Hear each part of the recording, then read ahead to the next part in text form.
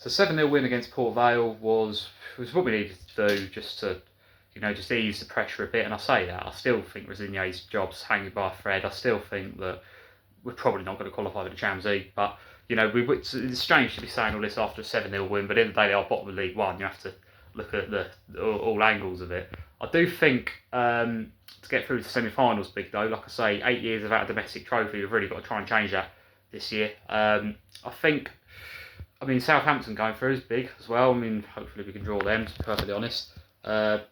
Leeds and West Ham kicking off quite shortly today, actually.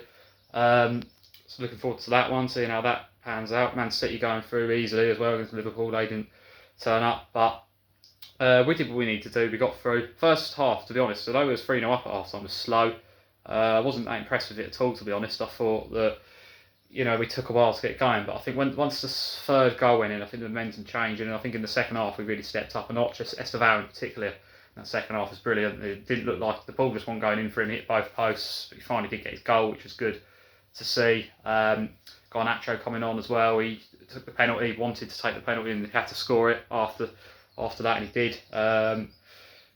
I thought that, and Hato was good as well. Hato played well, and I think we're going to need him because Cucurella's comments recently looked like he could be potentially going. We know about Enzo, and the way Enzo, I think it's terrible the way we've treated Enzo, to be perfectly honest. I think he's our best player this season by a long way. I think he's so important to the club. I really like him in terms of like the modern Chelsea players we've had in recent years. He's definitely one of my favourites. So I think the fact that we're looking likely to lose him to probably Real Madrid is so unfortunate. I think they've handled this situation so badly, and this is one of the many reasons why the fans are protesting regularly against this ownership, because they're doing stupid things like this to our best player. We should be offering him whatever contract he wants, and no, because he spoke out and criticised them, which someone needs to.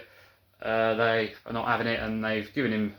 Well, I imagine Resigne's been told that he has to give him the 2-game ban or something, and now we're in a situation where we're going to be without him going to Man City next week, and we're probably in a situation now we're going to lose him. The way he was sort of walking around at the end of the game yesterday, because he was at the stadium and he was walking around the pitch at the end of the game, and it looked like could have been a good goodbye. I wouldn't be surprised if he has actually played his last game for us, and whatever happens, he's not going to be here next year, unfortunately, is he? At this point, I think we'll keep hold of Casado. Better keep hold of Palmer, but I'm not sure, to be honest. And I think Casado and João Pedro, I think them two are going to stay, and hope João Pedro does stay, because what a season he is having again. And every cup, it was the right decision to start in this, to be honest. We had to get through. That's what our season's lying on, really. If we're not going to get the Champions League through the league, which is looking unlikely, the best we could do is all that really matters is winning the FA Cup, because that gets you into the Europa League.